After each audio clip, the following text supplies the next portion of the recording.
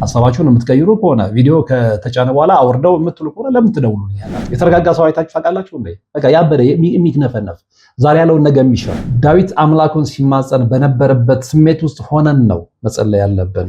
መጀመሪያ ወስናችሁ ታሪክ ያስተምራል ብላችሁ ስታምኑ ብቻ ደውሉልኝ። በእኛ ብቃት ነው እንዴ? በእኛ ስራ ነው እንዴ? በእኛ ችሎታ ነው እንዴ? የፈለገ ብትተማመኑበት አንድ ቀን ሰው ነውና ፊቱን ሊያዞርባችሁ ይችላል። ሰላም እግዚአብሔር ከሁላችን ጋር ይሁን።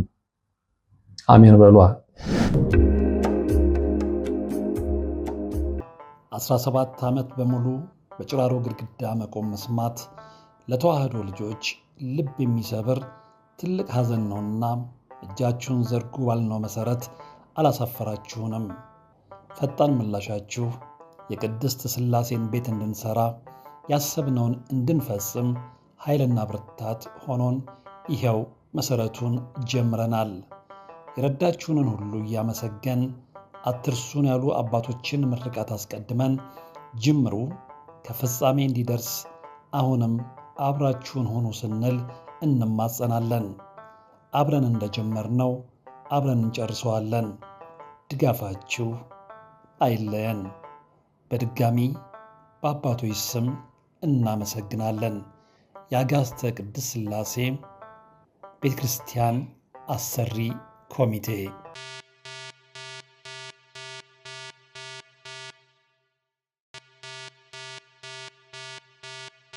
ሰላም ጤና ይስጥልን። በሀገር ውስጥና በመላው ዓለም የምትገኙ ቻናሌ ተከታታዮች ይኸው ዛሬም በእግዚአብሔር መልካም ፍቃድ ተገናኝተናል። ለዛሬም እጅግ በጣም ወሳኝ የሆነ መርሃ ግብር ይዤ ቀርቤያለሁ። ከዛ በፊት ግን አንድ እጅግ በጣም ወሳኝ መልእክት አለኝ።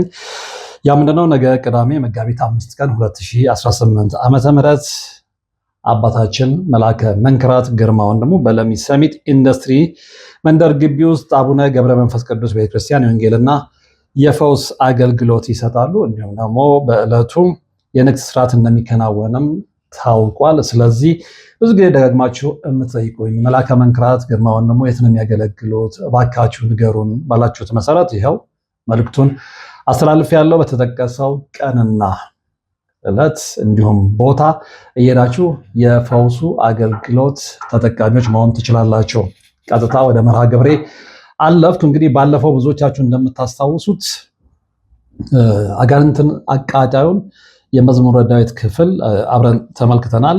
ለዛሬ ደግሞ ከጭንቀት የምንፈወስበትን የመዝሙረ ዳዊት ክፍል ነው የምነግራችሁ። እርግጠኛ ነኝ ባለፈውም አንዳንዶቻችሁ በሀሳብ መስጫው ሳጥን ውስጥ እንዳስቀመጣችሁልኝ በጣም ወሳኝ የሆነ ጠቃሚ ትምህርት እንዳጋረዋችሁ ነግራችሁኛል። አመሰግናለሁ። ዛሬም እንግዲህ ብዙ ጊዜ ብዙዎቻችን በዕለት ከዕለት ኑሯችን፣ በኢኮኖሚው እንዲሁም ደግሞ በመንፈሳዊ ሕይወታችን በብዙ ነገሮች የተነሳ ጭንቀት ውስጥ ነን። ግን ከዚህ ጭንቀታችን እንዴት ነው የምንወጣው? ከዚህ ጭንቀታችን የሚፈውሰንስ መዝሙረ ዳዊት ክፍል የትኛው ነው የሚለውን ነው የምንመለከተው። እርግጠኛ ነኝ ይህንን የመዝሙረ ዳዊት ክፍል አውቆ ራሱን ከጭንቀት መገላገል የማይፈልግ ሰው ይኖራል ብዬ አላስብም። ስለዚህ እንደሚከተለው አቀርበዋለሁ። እንግዲህ በኢትዮጵያ ኦርቶዶክስ ተዋሕዶ ቤተክርስቲያን ትምህርት መሰረት መዝሙረ ዳዊት ለሰላም ልቦናና ከጭንቀት ለመገላገል ትልቅ ፈውስ እንዳለው ይታመናል። በተለይም በጭንቀት ጊዜ ለሚጸልዩና ወይም ደግሞ የሚጸልዩና የሚደገሙ የተመረጡ መዝሙራት አሉ። እነዚህ መዝሙራት እነማን ናቸው የሚለውን ነው የምንመለከተው። ስለዚህ መመልከት ብቻ ሳይሆን ተግባራዊ ማድረግ ይኖርብናል። እነዚህን ጸሎቶች በመጸለይ ማለት ነው። ከጭንቀት መገላገል ይኖርብናል። ከስትረስ መውጣት ይኖርብናል። ብዙ ጊዜ ሰዎች ስትረስ ይዛቸው ጭንቀት ውስጥ ሲገቡ አማራጭ መንገዶቻቸው ትክክለኛ መንገዶች አይደሉም። አንዳንዱ ሱስ ውስጥ ይገባል። አንዳንዱ ደግሞ ከእግዚአብሔር የሚያቃርነውን ተግባር ይፈጽማል። እነዛ ለጊዜው መደበቂያ ናቸው እንጂ የምንድንባቸው የምንፈወስባቸው አይደሉም። ስለዚህ ከምንፈወስባቸው የመዝሙረ ዳዊት ክፍሎች መካከል ወሳኞቹን ነው የምነግራቸው እና ከጭንቀትና ከሀዘን ለመውጣት የሚረዱን ዋና የመዝሙር ክፍሎች እንግዲህ የሚከተሉት ናቸው። አንደኛው ለመረጋጋትና ለተስፋ ነው። ይሄ መዝሙር 22 23 ነው። እግዚአብሔር እረኛዬ ነው የሚያሳጣኝም የለም። ልብ አድርጎ እግዚአብሔር እረኛዬ ነው የሚያሳጣኝም የለም። ይህንን በውስጣችን ይዘን የምንንቀሳቀስ ከሆነ እንደዚህ አይነት ጽሩ እምነት ውስጥ የምንገባ ከሆነ በእርግጥም እግዚአብሔር እረኛችን ነው፣ ይጠብቅህ። ምንም ነገር ከየትኛውም መጥፎ ነገር ይጠብቀናል። እረኛችን ነው፣ የሚያሳጣን ነገር የለም። የሰው ልጅ ያው ስጋው ስለሚያሸንፈው ያንንም ለማግኘት ያንንም ለማግበስበስ ከሰው በላይ ከፍ ብሎ ለመታየት ምናምን ስለሚጠር እንጂ ተረጋግቶ ረግቶ ሰክኖ ከተመለከተ ዙሪያውን የሚቃኝ ከሆነ ምንም የሚያጣው ነገር የለም። ይሄ በመንፈሳዊ እይታ ነው። ለአንዳንዶቻችሁ ላይዋጥላችሁ ይችላል። ይህ መዝሙር እንግዲህ በጭንቀት ጊዜ ለነፍስ ታላቅ መረጋጋትንና በእግዚአብሔር ላይ ሙሉ እምነት እንዲኖረን ያደርጋል ማለት ነው። ሌላው መዝሙር 26 27 ነው። እግዚአብሔር ብርሃኔና መድኃኒቴ ነው። እግዚአብሔር ብርሃኔና መድኃኒቴ ነው። የሚያስፈራኝ ማን ነው? እንግዲህ እዚህ ላይ ምን ብዬ ተጨማሪ ሀሳብ እንደማክል አላውቅም። ከዚህ በላይ ገላጭ ቃል አለ ወይ? እግዚአብሔር መድኃኒታችን ነው። እግዚአብሔር ብርሃናችን ነው። የሚበራን በላይ ጨለማ የሚበራን አምላክ ነው።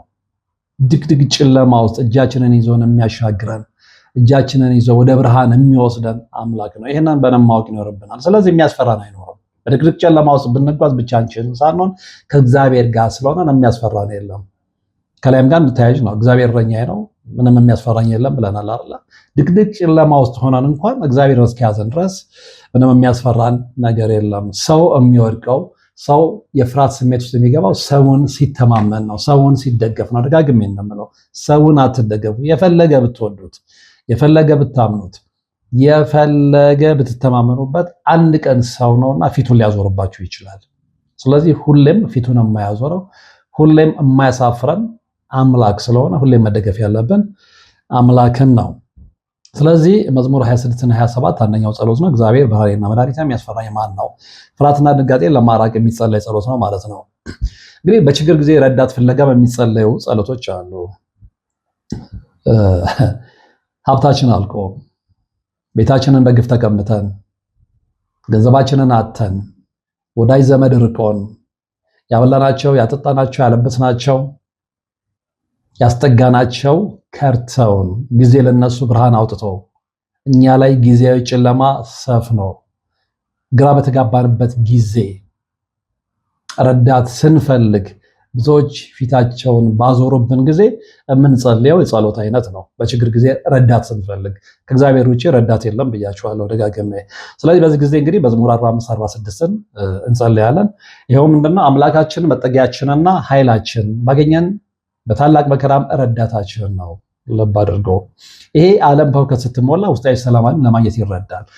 ዓለም እንደፈለገው ይተራመስ፣ እግዚአብሔርን እስከያዛችሁ ጊዜ ድረስ አምላካችሁ መጠጊያችሁና ኃይላችሁ እንደሆነ እስካመናችሁ ጊዜ ድረስ ዓለም በሁከት ብትሞላም ውስጣዊ ሰላምን ለማግኘት ይረዳችኋልና መዝሙር 45 46ን መጸለይ ይገባል ማለት ነው።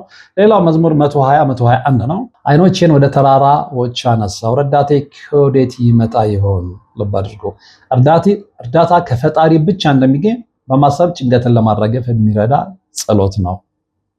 እርዳታ አሁንም ብያችኋለሁ ከፈጣሪ ብቻ እንደሚገኝ፣ ከፈጣሪ ብቻ። በችግር ጊዜ በተለይ ጭልም ባጣችሁ ጊዜ፣ በነጣችሁ ጊዜ ወይም በእኛ ዘመን አነጋገር በቸሰታችሁ ጊዜ፣ ድህነት ጢቢ በተጫወታችሁ ጊዜ፣ ድሮ የምታውቋቸው ሰዎች ሄዳችሁ ስትጠይቁ ፊት በነሷችሁ ጊዜ፣ በራቸውን በዘጉባችሁ ጊዜ፣ ለፍርፋሪ ሲሉ ፊት በነሷችሁ ጊዜ፣ እዛ ጊዜ አንድ ነገር በውስጣችሁ ልታስታውሱ ይገባል። በቃ እዚህ ምድር ላይ በማንኛውም ሰዓት እርዳታ የሚገኘው ከፈጣሪ ብቻ ነው ብላችሁ እንድታስቡ ያስፈልጋል። በዚህ ጊዜ የምትጸልዩ ጸሎት ነው። አይኖቼን ወደ ተራራዎች አነሳው፣ ረዳቴ ከወዴት ይመጣ ይሆን? ሌላው ለነፍስ ረፍት እንግዲህ በጣም ለከበደ ጭንቀት የሚጸለይ ጸሎት ነው። ይሄም መዝሙር 41 42 ነው። ነፍሴ ሆይ ለምን ታዝኛለሽ? ለምንስ ትታወቂያለሽ? በእግዚአብሔር ተስፋ አድርጊ። በማን አለ? በእግዚአብሔር ተስፋ አድርጊ። በሰው ተስፋ አድርጊ አላለም። በዘመዶች ተስፋ አድርጊ አላለም። በእናት በአባትሽ ተስፋ አድርጊ አላለም። በወንድም በእህቶች በአጎት በአክስቶች ተስፋ አድርጊ አላለም። በማን ያለው? በእግዚአብሔር ተስፋ አድርጊ ነው። ምክንያቱም ተስፋ ያለው እግዚአብሔር ጋር ብቻ ስለሆነ ማለት ነው። ብዙዎቻችሁ የደወላችሁ ትነግሩኛላችሁ። ሁሉ ነገራችሁን ካጣችሁ በኋላ ቤተሰጣችሁ ያኖሯቸዋቸው የሞቀ አልጋ ውስጥ ያስተኛቻቸው ትኩስ ምግብ ያበላችኋቸው ሰዎች በተቸገራችሁ ጊዜ ባጣችሁ በነጣችሁ ጊዜ ስትሄዱ ፊት ነስተዋቸዋል። ነገራችሁኛል። እንደውም ትላንት አንዲት እህት ደውላ በጣም የሚገርም ስቶሪ ነገረችና ድምጿን ሁሉ በፍቃደኝነት ሰጣኝ። በጣም እየተማርኩበት ነበረ በነገራችን ላይ። ከዛ በኋላ ግን ምንድን ያለችኝ አይ በቃ እህቴም እንዴት እንዲታርገሪች ምናምን ብላ ተቆጣችኝና በቃ እንዳይተላለፍ እባካችሁ ስለ እግዚአብሔር አሁንም ልንገራችሁ አትደውሉልኝ፣ ወይም ከደወላችሁ ደግሞ እኔ የማያስተምር ታሪክ የማትነግሩኝ ከሆነ የግል ወሬ ለምን አውራችኋለሁ? አንድ ሁለተኛ 2 ሰዓት ሙሉ የእናንተን ታሪክ የመስማት ጊዜውም ፍላጎቱም የለኝም። ምክንያቱም ታሪኩን የምሰማው ለምንድን ነው? መልሼ ለእናንተ ወይም ደግሞ ለሌሎች እንዲማሩበት ለማድረግ ነው። ሌሎች እንዲማሩበት የማትፈቅዱ ከሆነ ሀሳባችሁን የምትቀይሩ ከሆነ ቪዲዮ ከተጫነ በኋላ አውርደው የምትሉ ከሆነ ለምን ትደውሉልኝ ያላችሁ?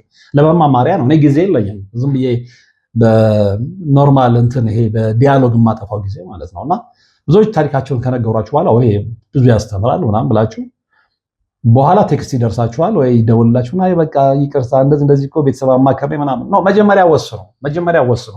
ወስናችሁ ታሪክ ያስተምራል ብላችሁ ስታምኑ ብቻ ደውሉልኝ። ከዛ ውጭ ግን እኔ ፐርሰናሊ የማይቀርብ ታሪክ ለመስማት ፍላጎቱ የለኝም። እባካችሁ ምክንያቱም ጊዜ ነው የማጠፋው። አሁን የዚችን ልጅ በደንብ ተጨንቄ እናም ከዛ ውስጥ ኤዲት ይደረግና ይወጣ ያለቻቸው ክፍሎች ስለነበሩ እነሱን ኤዲት ለማድረግ ምናምን መከራዬን ካየውና ከጨረስኩኝ በኋላ እንግዲህ ነገ የሚቀርበው የሷ ታሪክ ነበረ። መጨረሻ ላይ ግን ባለቀ 11ኛው ሰዓት ላይ ደውላ ነው አሁን ያለችው።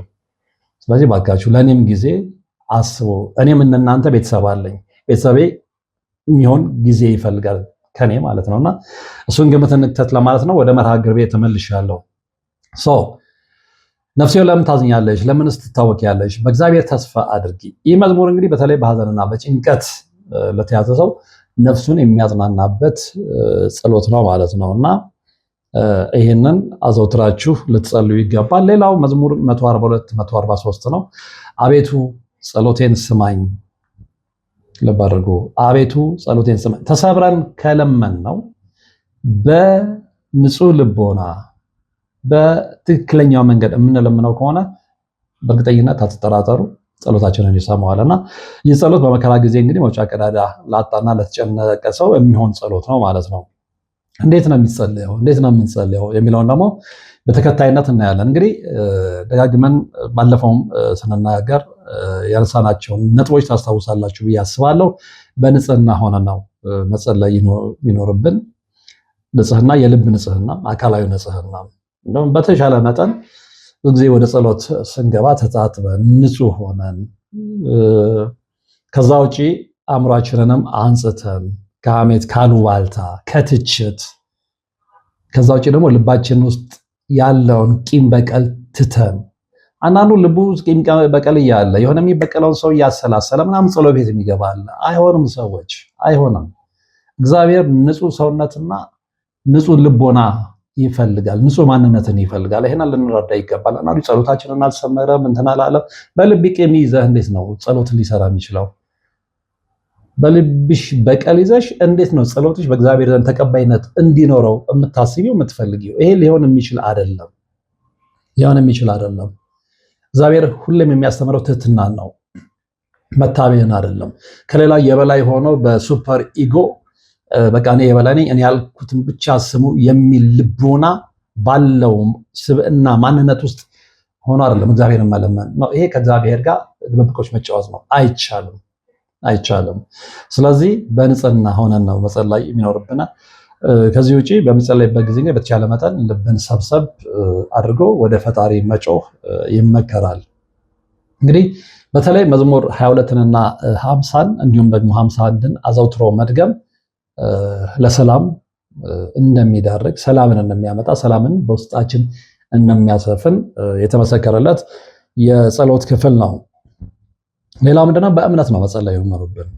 ቃላቱ ኃይል እንዳላቸውና ፈጣሪ እንደሚሰማ በጽኑ በማመን በእምነት እንጂ ስንጸልይ እየተጠራጠርን እንደው ጸሎቴ ይደርስልኝ ይሆን? ጸሎቴን እግዚአብሔር ይሰማኝ ይሆን? እንደኔ ኃጢአት ይቅር ይበለኝ ነው? እሱን ተውት። መጀመሪያ ንስሐ መግባት ነው። ከዛ ውስጥንም ውጭንም ማጠብ ነው። በንጽህና መቅረብ ነው። እና በእምነት መጸለይ ነው። ያንን የምናደርግ ከሆነ ፈጣሪ ጸሎታችንን የማይሰማበት ምንም ምክንያት የለም ማለት ነው። እንግዲህ ከጸሎት ጎን ለጎን ደግሞ የእምነት አባቶቻችንን በተለይ ንስሐ አባቶቻችንን ማማከርና መንፈሳዊ ምክር ማግኘት እጅግ ወሳኝነት ይኖረዋል ማለት ነው። እንግዲህ ሌላው ምንድነው ቅድም ካነሳናቸው ውጪ ለምሳሌ እግዚአብሔር እረኛዬ ነው የሚለው መዝሙር 22:23 ላይ አንስተናል እና ይህ መዝሙር በቤተክርስቲያን ትምህርት እንግዲህ የልጅነትና የደህንነት መዝሙር ይባላል። ትርጉሙ ምንድነው? እግዚአብሔር እንደረኛ እኛን ደግሞ እንደ መንጋው ይቆጥረናል። እረኛ በግን ከንጥቂያና ከጅብ እንደሚጠብቅ እግዚአብሔርም ከጭንቀትና ከክፉ መንፈስ ይጠብቀናል። ይሄ ነው ትርጉሙ። ይሄንን አምነን መቀበል መቻል አለብን። ከዚህ ጋር የምንመለከተው ጠቀሜታው ምንድነው? የዚህ ጸሎት ጠቀሜታው ምንድነው ብለን ስንፈትሽ ስንመረምር የምናገኘው እውነት ደግሞ ምንድነው? በሞት ጥላ መካከል እንኳን ብሄድ የሚለው ቃል ልብ አድርጉ። በሞት ጥላ መካከል እንኳን ብሄድ የሚለው ቃል በጣም አስፈሪና ተስፋ አስቆራጭ ሁኔታ ውስጥ ብንሆን እንኳን ብቻችንን እንዳልሆነን በማሰብ እንድንጽናና ይረዳናል። የልብ ድፍረትን ይሰጠናል። ይህንን ማወቅ አለብን። ሌላው መዝሙር 41-42 ላይ ያነሳነው ነው። ነፍሴ ሆይ ለምን ታዝኛለሽ የምንለው እንግዲህ ይህ መዝሙር ሰው ከገዛ ነፍሱ ጋር የሚነጋገርበትና ራሱን የሚያረጋጋበት ነው። አሁን ብዙዎቻችን ከራሳችን ነፍስ ጋር አይደለንም። ወደ ራሳችን ነፍስ ልንመለስ ይገባል። ዝም ብለን ነው ከነፈሰው ጋር የምንነፍሰው። የራሳችን አእምሮ የለንም። ሆ ብሎ ወደ አንድ ቦታ ላይ ሲሄድ መንጋውን ተከትሎ መሄድ፣ ሆ ብሎ ሲመለስ መመለስ። ብቻችንን ቆመን ለብቻችን ለምንድን ነው ወደዚህ ዓለም የመጣ ነው? ምንድን ነው ዓላማችን? እግዚአብሔር ሲፈጥረን በምን ዓላማ ነው? ነገስ እሱ ጋር ስንሄድ ምን ይዘን ነው የምንሄደው ብንጠየቅ፣ እስከዛሬ ፈጥሬ ምን አድርገህ መጣ ብንባል ምንድን ነው የምንመልሰው? ይህንን ማወቅ መቻል አለበት። እግዚአብሔር እያንዳንዱ ሰው ያለ ምክንያት አልፈጠረውም። በምክንያት ነው የፈጠረን። በምክንያት መፈጠራችንን አውቀን ደግሞ አሳይመንታችንን ጨርሰን ወደሱ እስክንሄድ ድረስ የምንዘጋጀው ምን ስንሆን ነው? ከገዛ ነፍሳችን ጋር መመካከር ስንጀምር ነው። ብዙዎቻችን ከገዛ ነፍሳችን ጋር ለመመካከር ጊዜ የለንም። ቲክቶክ ስክሮል እያደረግን አይናችን እስኪፈርጥ ለማየት ጊዜ አለን። ዩቲዩብ ላይ ቲክቶክ ላይ የሚወጡ አሉባልታዎችን ለማዳመጥ ሰውን ለመሳደብ ጊዜ አለን። ነገር ግን ከነፍሳችን ጋር ተነጋግረን ራሳችንን የምናረጋጋበት ታይም የለንም። ለዚህም እኮ ነው የተረጋጋ ሰው አይታችሁ ታውቃላችሁ እንዴ? በቃ ያበደ የሚትነፈነፍ ዛሬ ያለውን ነገ የሚሽር። በነገራችን ላይ ዛሬ የተነገረውን ነገ የሚሽር ሰው ያልተረጋጋ ሰው ነው፣ ውስጡ ሰላም የሌለ ሰው ነው። የተረጋጋ ውስጡ ሰላም ያለው ሰው የተናገረውን ነገር ሁሌም ጠብቆ ነው የሚኖረው። ለቃሉ ታማኝ ነው። ይህንን ማወቅ መቻል አለባችሁ። ብዙዎቻችን የተረጋጋ ሁኔታ ላይ ስላልሆንን የምንረጋጋበትን ልቦና እግዚአብሔር ይስጠን። እንግዲህ ትርጉሙ ምንድነው የዚህ ጸሎት? ዳዊት እንግዲህ በዚህ መዝሙር ነፍሴ ለምን ትጨነቃለሽ ብሎ ይጠይቃል አምላክን። በጭንቀት ጊዜ ሰውነታችንና ነፍሳችን ይጨቃጨቃሉ። ይሄ ያለ ነው። ይህ መዝሙር ግን ነፍስ በእግዚአብሔር ላይ ተስፋ በማድረግ እንድታርፍ ያደርጋታል ማለት ነው። ጠቀሜታው ደግሞ ምንድነው? የጭንቀቱ ምንጭ ግልጽ ባልሆነ ጊዜና ጥልቅ በሆነ ሐዘን ውስጥ ለሚገኝ ሰው ውስጣዊ ሰላሙን ያጎናጽፈዋል፣ ይሰጠዋል ማለት ነው። ሌላ መዝሙር 45-46 ነው። እንግዲህ አምላካችን መጠጊያችንና ኃይላችን ነው የሚለው ማለት ነው። በዙሪያችን ያለው ዓለም ሲናወጥ የምንጸልየው መዝሙር ነው። ከመቼም ጊዜ በላይ ደግሞ አሁን ዓለም እየተናወጠ ነው አይደለ? ሩቅ እንኳን የምናስኬዳቸው ከዚህ በፊት የሩሲያና የዩክሬንን ጦርነት ተመለከትን። አሁን ኢራን ከአሜሪካና ከእስራኤል ጋር እያደረገችው ያለውን ጦርነት እያየ ነው። ሰዎች እየተሰደዱ ነው። ዜጎች እየተሰደዱ ነው። ሕፃናት እየሞቱ ነው። አዋቂዎች፣ አረጋውያን እየሞቱ ነው። ዓለም የተረጋጋ ሂደት ውስጥ ሆና አታውቅም። ከበፊት ጀምሮ ነፍስ ካወቅንበት ጊዜ ጀምሮ ማለት ነው። ስለዚህ በእንደዚህ አይነት ዓለም በተናወጠችበት ሰዓት ላይ የምንጸልየው ጸሎት ነው። አምላካችን መጠጊያችንና ኃይላችን ነው። ስለዚህ ምንም ነገር ቢፈጠር፣ መሬት ቢንቀጠቀጥ፣ ጦርነት ቢነሳ እሱ መጠለያችንና ኃይላችን ስለሆነ እሱን የምንይዝ ከሆነ ምንም የሚያስፈራ ነገር የለም ነው። ትርጉሙ እንግዲህ ምንድነው? ምድር ብትነዋወጥ፣ ተራራዎች ወደ ባህር ቢወሰዱ አንፈራም ነው። ይህንን የሚያውቀው ያውቀዋል ለማለት ብቻ ሳይሆን የሚያውቀው ያውቀዋል። እና ይህ ማለት እንግዲህ የኑሮ ውድነት፣ አሁን ያለንበት በሽታ፣ ጦርነት ወይም ሌላ ዓለማዊ ችግር ቢመጣ እንኳን አምላክ ከሁሉም በላይ መጠጊያ ሆኖ ይጠብቀናል ነው። መጠጊያ መሆኑን የሚያበስር ጸሎት ነው። ጠቀሜታው ምንድነው? እንግዲህ ከቁጥጥራችን ውጭ በሆኑ ነገሮች ላይ ይሄ ኤክስተርናል ፋክተርስ የምንላቸው ነገሮች የሉም። ምክንያት ለሚመጣ ጭንቀት ፍጹም መረጋጋትን በውስጣችን የሚያመጣ የጸሎት ክፍል ነው ማለት ነው። ሌላው እንግዲህ መዝሙር 120 እና 121 ነው። ረድኤቴ ከእግዚአብሔር ዘንድ ኦፍኮርስ ከማንም ዘንድ አይደለም። ረድኤቴ ከእግዚአብሔር ዘንድ ነው። ከእግዚአብሔር ዘንድ ነው። ረድኤት የሚሰጠው እግዚአብሔር ነው እና ይህ እንግዲህ የማዕረግ መዝሙር ተብሎ የሚጠራ ሲሆን ሰው ከጭንቀቱ አንጋጦ ወደ ሰማይ የሚያይበት የመዝሙር ክፍል ነው። ትርጉሙ ምንድን ነው? እግርህን ለመናወጥ አይሰጠውም፣ የሚጠብቅህም አያንቀላፋም ነው። ኦፍኮርስ የሚጠብቀን አያንቀላፋም። እና እስከ ዛሬስ እየኖርን ያለ ነው በእኛ ችሎታ ነው እንዴ? በእኛ ብቃት ነው እንዴ? በእኛ ስራ ነው እንዴ? በእኛ ችሎታ ነው እንዴ? አንዳንዱ ሰው ገንዘብ ሲያገኝ በራሱ ያመጣው ይመስለዋል። ደጋፊ ሲያገኝ፣ ተከታይ ሲያገኝ፣ ተከታዮቹ ሲበዙ፣ ደጋፊዎቹ አጨብጫቢዎቹ ሲበዙ ከእግዚአብሔር በላይ አድርጎ ራሱን የሚመለከታል። ያንን ጸጋ ያ እሱን የሚከተሉት ሰዎች እንዲበዙ ያደረገው እግዚአብሔር እንደሆነ እንኳን ይረሳዋል። አትሸወዱ። ሰውን ልትሸወዱ ትችላላችሁ፣ እግዚአብሔርን ግን መሸወድ አይቻልም። እግዚአብሔርን ማታለል አይቻልም። ሁሌም እንደምለው ሁላችንም ኃጢአተኞች ነን። አዎ፣ ነገር ግን ቆም ብለን ደግሞ አንዳንድ ጊዜ እውነታውን ከግራም ከቀኝም ከፊትም ከኋላም በደንብ መቀኘት ይኖርብናል እና ስለዚህ እግራችን ለመናወጥ አይሰጠውም፣ የሚጠብቀን አያንቀላፋም፣ እሱ ብቻ ስለሆነ አለኝታችን። ስለዚህ ፈጣሪኛን ለመጠበቅ ፈጽሞ እንደማይደክም የምንገነዘብበት የጸሎት ክፍል ነው። ጠቀሜታው ምንድነው? ለብቻዬ ነኝ የሚረዳኝ የለም ብለን እንዳንሳቀቅ ያደርገናል። ነገ ምን ሆናለሁ ብለን እንዳንፈራ፣ ነገን በፍርሃት ስሜት ድባብ ውስጥ ሆነን እንዳንቀበለው የሚያደርገን እና ለዚህ ስጋት መልስ የሚሰጥ የመዝሙር ክፍል ነው ማለት ነው። መዝሙር 50:51 አቤቱ እንደ ቸርነትህ ማረኝ ነው። እንግዲህ ብዙ ጊዜ ጭንቀት የሚመጣው ካለፈው ስህተታችን፣ ድርጊታችን ጸጸት ወይም ከኃጢአት በደል ሊሆን ይችላል። ይሄ የተለመደ ነው። ትርጉሙ ምንድነው? ይህ የንስሐ መዝሙር ነው። ንጹህ ልብን ፍጠረልኝ በማለት አድርጌውና የተጨነቀውን ስብናችንን ማንነታችንን በአዲስ መንፈሳዊ ደስታ እንዲተካልን የምንለምንበት የጸሎት ክፍል ነው። ጠቀሜታው ምንድነው? እንግዲህ ውስጣዊ የጥፋተኝነት ስሜት ይሄ ጊልቲ ኮንሽንስ የምንለው ለሚጨነቅ ሰው የህሊና ሰላም ይሰጠዋል። ብዙዎቻችን በጊልቲ ኮንሽንስ እንጨነቃለን። ባለፈው ነገር የተጸጸትን፣ ምነው ባላደረጉት ኖሮ፣ ምነው ይህንን ባልፈጸምኩ ኖሮ፣ ይህን ባላደርግ እኮ ዛሬ እንደዚህ ሆንልኝ ነበር። በቃ ያ አለፈ ባይሆን ጥሩ ነው። ስለዚህ ያለፈውን ትተን ለመጪው ጊዜ ነው ማሰብ መጨነቅ ያለብን ማለት ነው እና በዚህ ሰዓት ላይ የምንጠቀምበት የጸሎት ክፍል ነው ማለት ነው። እንግዲህ እዚህ ላይ በጣም ጠቃሚ የሆነ ነገር ልነግራችሁ እፈልጋለሁ። እነዚህን መዝሙራት ስናነብ ወይም ደግሞ ስንጸልይ እንደ ተራ መጽሐፍ መሆን የለበትም። እንደ ሽምደዳ ባለፈውም ተናግሬዋለሁ። ዳዊት አምላኩን ሲማጸን በነበረበት ስሜት ውስጥ ሆነን ነው መጸለይ ያለብን። ይሄ ማለት ምንድነው?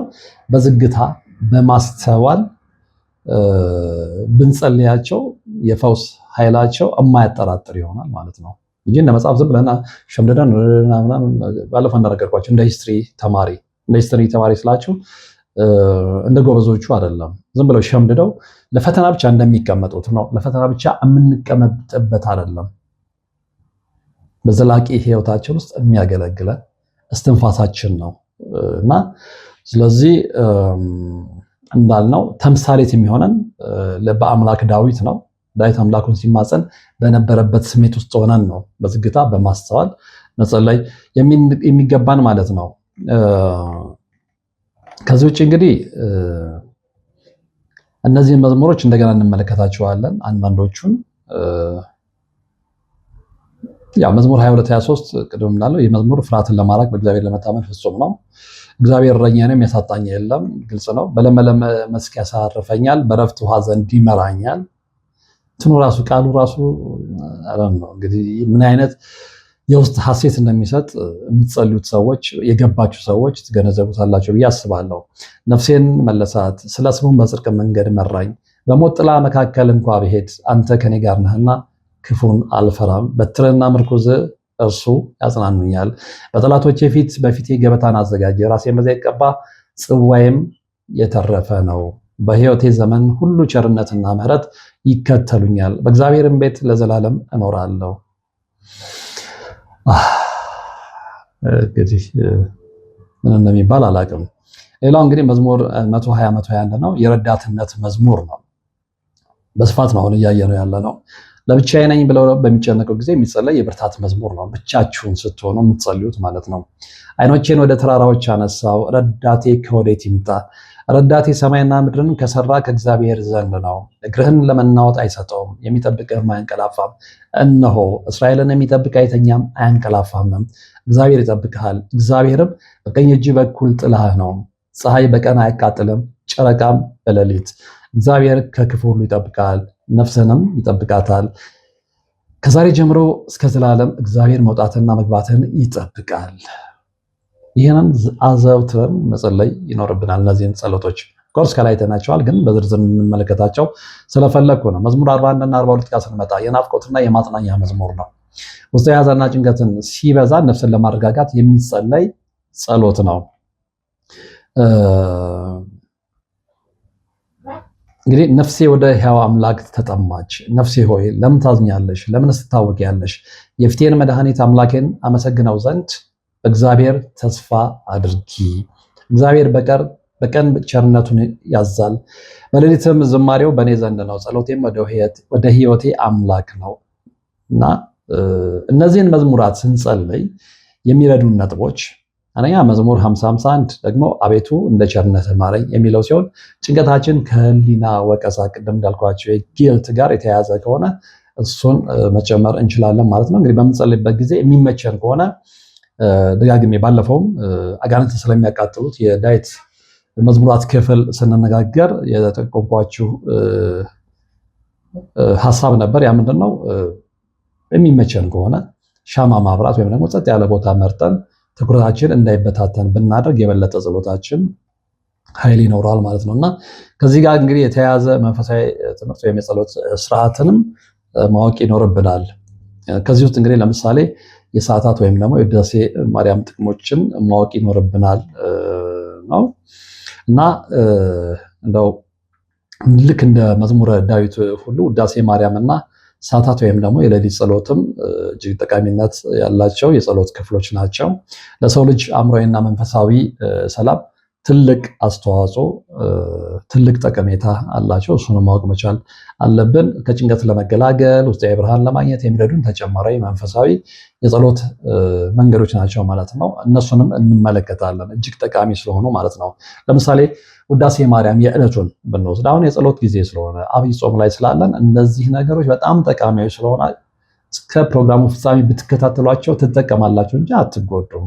እንዳልኳቸው አብይ ጾም ላይ ነን፣ ጸሎት፣ ስግደት ሰዓት ላይ ነን እና ስለነዚህ የጸሎት አይነቶች ስለ ትርጉማቸው ብናቅ ማወር እንጠቀማለን። ውዳሴ ማርያም እንግዲህ የዕለቱን ስንመለከት ውዳሴ ማርያም የእመቤታችን የቅድስት ድንግል ማርያም ምስጋና ብቻ ሳይሆን የሰው ልጅ ተስፋ የሚለምንበትና ከፈጣሪው ጋር የሚታረቅበት የጸሎት አይነት ነው። ይህንን ይጠፋችኋል ብዬ አይደለም፣ ለማስታወስ ነው። እንግዲህ ጠቀሜታው ምንድነው? የዚህ ጸሎት ጠቀሜታ በጭንቀት ጊዜ ሰው ብቻዬን ነኝ የሚል ስሜት ይሰማዋል። ያ እንዳይሰማው ማድረግ ነው። ውዳሴ ማርያም ግን የእመቤታችን አማላጅነትና የቅዱሳን መላእክት ጥበቃን በማሳሰብ የብቸኝነት ስሜትን ያጠፋል። ይህንን መረዳት መቻል አለብን። እንግዲህ ለጭንቀት የሚሆነው የጸሎት አይነት ምንድን ነው? በተለይ የሰኞና የሐሙስ ውዳሴ ማርያም ስለ ሰው ልጅ ድህነትና ሰላም በስፋት ስለሚናገር ለልብ መረጋጋትን፣ ለልብ ሰላምን ይሰጣል እና ሁለተኛው የሰዓታት ጸሎት ነው። የሌሊት ምስጋና ማለት ነው። እንግዲህ ሰዓታት ማለት በሌሊት የሚቆም ጸሎት ነው፣ ያው ትርጉሙም እንደሚነግረን እና ዓለም በጸጥታ በምትዋጥበት ጊዜ ከሌሊቱ 9 ሰዓት እስከ 11 ሰዓት ቢሆን ነው የሚመከረው የሚደረግ የጸሎት አይነት ነው። ይህ ጊዜ እንግዲህ አእምሮ ከውካታ የሚርቅበት የራቀበት በመሆኑ ጸሎቱ በቀጥታ ወደ ልብ ይገባል ተብሎ ይታመናል። ጠቀሜታው ምንድን ነው? በጭንቀት ምክንያት እንቅልፍ ለሚነሳቸው ሰዎች የሌሊት ጸሎት ታላቅ ፈውስ ነው። ይህንን በደንብ ማወቅ መቻል አለብን። ጌታ ሆይ በሌሊት አንተን አስባለሁ እንደሚለው መዝሙረኛው ማለት ነውና ጌታ ሆይ በሌሊት አንተን አስባለሁ። ስለ እግዚአብሔር የምናስታውሰው ቀን ቀን ብቻ አይደለም። እግዚአብሔር የምናስበው ቀን ቀን ብቻ አይደለም፣ 24ቱንም ሰዓት ሁሌም እናስታውሰዋለን። እንግዲህ ሌሊቱን በምስጋና ማሳለፍ የቀኑን ጭንቀት ያቃልላል ማለት ነው። ሶስተኛው ወይም ደግሞ በቀጣይነት የምንመለከተው ነጥብ ምንድነው?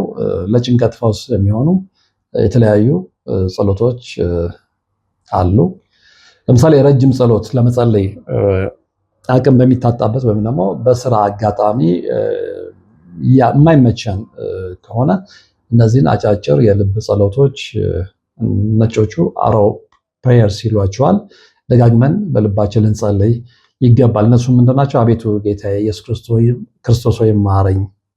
ይህ ጸሎት ትንፋሽን ተከትሎ እንግዲህ በልብ ሲደጋገም አእምሮን ከየትኛውም ክፉ ሀሳብ የሚያነጻ የሚያጸዳ የጸሎት አይነት ነው።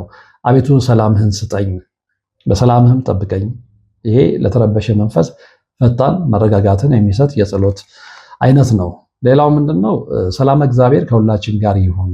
ይህን ደጋግመን ስንል ሰላም ከውስጣችን እንደሚመነጭ ይሰማናል። ቃሉ ራሱ ያንን ነው የሚያመለክተው። ሰላም እግዚአብሔር ከሁላችን ጋር ይሁን። አሜን በሏ። ሌላው ምንድነው? እንግዲህ መንፈሳዊ ስርዓቶች ናቸው ለፈውስ የሚረዱ ማለት ነው። አንደኛው ስግደት ነው። ደጋግመን እንደምንለው ስገዱ፣ ጸልዩ፣ ቅዱስ ቁርባን ተቀበሉ ምናምን እንላለን ሁሌ። መፍትሄው ምንድነው ስትሉን፣ ስለዚህ እነዚህ መንፈሳዊ ስርዓቶች ናቸው። አንደኛው ስግደት ነው። እንግዲህ በጭንቀት ጊዜ መስገድ፣ በተለይ 41 ጊዜ ክሪያላይሶ እያልን ሰውነት እንዲላላ የውስጥ ውጥረት እንዲወጣ ይረዳል። 41 ሌላው ጸበልና ዕጣን ነው። እንግዲህ በቤተክርስቲያን ትምህርት ጭንቀት አንዳንድ ጊዜ ከክፉ መናፍስት መረበሽ ሊመጣ ይችላል እና ጸበል መጠመቅና ዕጣን ማሽተት መንፈስን ያድሳል። ይህንን ማወቅ መቻል አለብን። ሌላው ምንድነው? ደጋግመን እንደምንለው የንስሐ አባት ማግኘት ነው። ግን እዚህ ላይ ጥንቃቄ ልናደርግ ይገባል። ሁሌም በተለይ ውጭ ሀገር ሆናችሁ ለምትደውሉልኝ በአውሮፓ፣ በካናዳ፣ አሜሪካ ያላችሁ ሰዎች ትደውሉልኝ ያላችሁ ታማክሩኝና ንስሐ አባት ይዛችኋል ስላችሁ የምትንገፈገፉ ሰዎች ያላችሁ ይገባኛል ችግራቸው። በንስሐ አባት የመጣባችሁን ነገር ስለማቅ ነው። ግን አንደኛው ንስሐ አባት ክፉ ስለሆነ ሌላውም ክፉ ይሆናል ማለት አይደለም። ስለዚህ በጣም ጥሩ የሆኑ የንስሐ አባቶችን ፈልጎ ማግኘት ነው ሌላው ማለት ነው። እና ከዛ የውስጥ ሚስጥርና ጭንቀትን ለንስሐ አባት መናገር ኮንፌሽን የሚሉት ነጮቹ ማለት ነው። ከግማሽ በላይ የሚሆነውን የጭንቀት ሸክም እንደሚያቃልል ይታወቃል። ይሄ በነገራችን ላይ ጭንቀትን ማቃለል ሳይንሱም የሚቀበለው ነው። ግን ሳይንሱ ስለተቀበለው አይደለም፣ እውነታ ስለሆነ ነው የምንነጋገርበት። ሌላው እንግዲህ ምንድነው? ትልቅ ምክር ነው ከንስሐ አባቶች መቀበል ያለብን። እነሱ የሚሉትን ትልልቅ ምክሮች እየተቀበልን እውነተኛ ንስሐ አባቶች ከሆኑ ማለት ነው ያንን ተግባራዊ ማድረግ በእጅጉ ይረዳናል። እንግዲህ ጸሎት ስናደርግ ለምን አልዳንኩም የሚሉ ሰዎች አሉ ብለን አንቸኩል። ብዙዎች እኔ ይህን ያህል ዓመት ለፋው ደጋግሜ ብያችኋለሁ። ይህን ያህል ዓመት ከጸሎት አራኩም፣ ከጸበል አራኩም፣ ነገር ግን አትቸኩሉ። ይልቅስ ምንድነው ማድረግ ያለብን? እንደ መድኃኒት በየቀኑ በየሰዓቱ ጸሎቱን ልንወስደው ይገባል። ሐኪም ለሚያዘን ስትሪክት ሆነን ትእዛዙን እንቀበል የለን ሳታሳልፍ ይሄንን ሲለን ጠዋት ማታ ከሰዓት 11 ሰዓት ምናምን ያን እንጠብቃለን። ልክ እንደዛው ሰዓታችንን እየጠበቅን ጸሎቱን ልንለምደው ይገባል። ለውጥ ማግኘት የምንፈልግ ከሆነ እንጂ ዛሬ ቶሎ አልዳንኩም ብለን ልንቸኩል አይገባም። እግዚአብሔር ራሱ ታይም ስኬጁል ስላለው እንግዲህ ከነዚህ የጸሎት አይነቶች መካከል በተለይ ውዳሴ ማርያምን ደግሞ ብንመለከት ጥሩ ነው ብዬ አስባለሁ። እንግዲህ በኦርቶዶክስ ተዋሕዶ ስርዓት መሰረት ውዳሴ ማርያም መጸለይ የውስጥ ሰላምን ለማግኘትና ከጭንቀት ለመፈወስ እጅግ ፍጹም መንገድ ነው። ጸሎቱን በስርዓት ለመጀመር የሚረዱን አንዳንድ ነጥቦች ነግራችሁና ፕሮግራሜን ጨርሳለሁ። እንግዲህ አንደኛው የዕለቱን ውዳሴ ማርያም ማወቅ ነው። የመጀመሪያው ውዳሴ ማርያም በሳምንት 7 ቀናት የተከፋፈለ ነው፣ ያው ሁላችሁም እንደምታውቁት እና ስለዚህ ለምሳሌ የሰኞን ብንወስድ ስለ ሰው ልጅ መዳንና ስለ ጸጋ ይናገራል። ያንን እንጸለያለን። ማክሰኞ እጅግ ጥልቅና ረጅም ምስጋና ያለበት ነው። ያንን እንጸለያ በየቀኑ ማለት ነው። ረቡዕ ስለ ድንግልናና ስለ ቅድስና የሚያወሳ ነው። ሐሙስ ስለ ትሕትናና ስለ እግዚአብሔር ድንቅ ስራ የሚተርክ ነው። ለምሳሌ ዛሬ ይህን መርሃ ግብር እየሰራ ያለሁት ዛሬ ዕለተ ሐሙስ ነው። ስለዚህ ዕለተ ሐሙስ እንጸልየው ነው ስለ ትሕትናና ስለ እግዚአብሔር ድንቅ ስራ የሚተርከውን የውዳሴ ማርያም ክፍል ነው ማለት ነው። በዕለተ ዓርብ እንግዲህ ስለ ስቅለቱና ስለ ድህነታችን የምናስብበት ነው። ዕለተ ቅዳሜ እረፍትና ሰላምን የሚሰጥ የምስጋና ነው። እሁድ የትንሣኤ እና የብርሃን ምስጋና ነው። ስለዚህ እነዚህን አውቀን የየዕለቱን ውዳሴ ማርያም መጸለይ ይኖርብናል ማለት ነው። ስለዚህ ስንጸልይ እንግዲህ ያው አማትበን ነው የምንጀምረው። ይህንን ለእናንተ አላስተምርም፣ አታውቁትም ብዬ አላስብም። ያው የእግዚአብሔር ቤተሰቦች ስለሆናችሁ ስለዚህ ይሄንን ስርዓት ተከትለን የምንጸልይ ከሆነ ቅድም መነሻችን ምንድነው? የመዝሙር ዳዊት እንግዲህ የጭንቀት መንፈስን የምናቀላልበት የምናስወግድበት ብለን ነው የጀመርነው። ግን ያንን ተከትለን ደግሞ ሌሎች የጸሎት ክፍሎችንም ተመልክተናል። እነዚህም አሁን የጠቃቀስናቸውን የጸሎት ክፍሎች ውዳሴ ማርያምን ጨምሮ ነፍሳችን ሰላም እንድታገኝ የሚያግዝ የጸሎት ክፍል ነውና ሳንዘናጋ ሳንሰንፍ ምክንያት ሳናበዛ የግድ ልንጸልይ ይገባል። ጭንቀታችንን ማረገፍ የምንፈልግ ከሆነ ከእግዚአብሔር ጋር መታረቅ የምንፈልግ ከሆነ ከእግዚአብሔር ጋር በየዕለቱ መነጋገር የምንፈልግ ከሆነ በሕይወታችን ረድኤትና በረከት ማግኘት የምንፈልግ ከሆነ ይህን ተግባራዊ ማድረግ ይኖርብናል ለማለት ነው። እንግዲህ አብራችሁኝ ስለነበራችሁ እጅግ አመሰግናለሁ። በቀጣይም እንዲሁ ጠቃሚ በሆኑ መርሃ ግብሮች ነው የምንገናኘው። እርግጠኛ ነኝ በዚህ መርሃ ግብር ብዙዎቻችሁ እንደምታተርፉበት አምናለሁ። ሀሳብ ካላችሁ በሀሳብ መስጫው ሳጥን ውስጥ አስፍሩልኝ። ምናልባትም ደግሞ ለቻናሉ አዲስ ሆናችሁ ሰብስክራይብ አድርጉ። እነዚህ አይነት ጠቀሜታ ያላቸው መርሃ ግብሮችን እንለዋወጣለን ማለት ነው። በድጋሚ እንግዲህ ሁሌም እንደምለው አብራችሁኝ ስለነበራችሁ ወደፊትም አብራችሁኝ ስለምትሆኑ ከልብ አመሰግናለሁ። ሰላም። 17 ዓመት በሙሉ በጭራሮ ግድግዳ መቆም መስማት ለተዋህዶ ልጆች ልብ የሚሰብር ትልቅ ሐዘን ነውና እጃችሁን ዘርጉ ባልነው መሰረት አላሳፈራችሁንም። ፈጣን ምላሻችሁ የቅድስት ሥላሴን ቤት እንድንሰራ ያሰብነውን እንድንፈጽም ኃይልና ብርታት ሆኖን ይኸው መሰረቱን ጀምረናል። የረዳችሁንን ሁሉ እያመሰገን አትርሱን ያሉ አባቶችን ምርቃት አስቀድመን ጅምሩ ከፍጻሜ እንዲደርስ አሁንም አብራችሁን ሆኑ ስንል እንማጸናለን። አብረን እንደጀመርነው አብረን እንጨርሰዋለን። ድጋፋችሁ አይለየን። በድጋሚ በአባቶች ስም እናመሰግናለን። የአጋስተ ቅድስት ሥላሴ ቤተ ክርስቲያን አሰሪ ኮሚቴ